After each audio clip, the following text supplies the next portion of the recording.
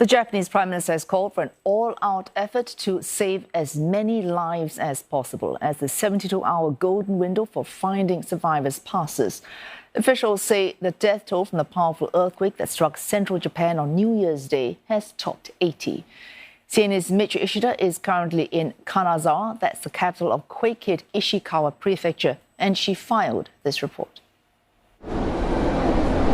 The train station in Kanazawa, the capital of Ishikawa Prefecture, looks like it's bustling as usual, but some of its automatic gates are not functioning, damaged by Monday's 7.6 magnitude earthquake.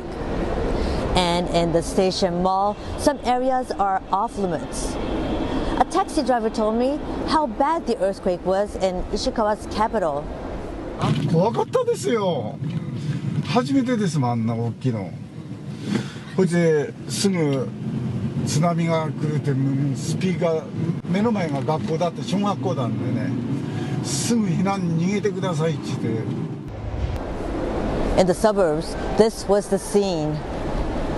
Homes were barely standing on the cliff, and a man looking uncertain what to do next. In Tokyo, Prime Minister Fumio Kishida held news conferences twice on Thursday as the 72-hour life-saving window approaches its end. 今の倒壊した建物の下に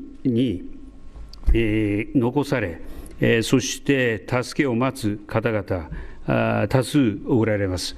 現場の状況、大変厳しい状況にありますが、命を守る観点から重要な被災72時間が経過する本日夕刻まで、現場の総力を挙げて一人でも多くの方の救命救助を目指してまいります。The death toll of the New Year's Day earthquake continues to rise. Strong aftershocks are hampering rescue and relief efforts.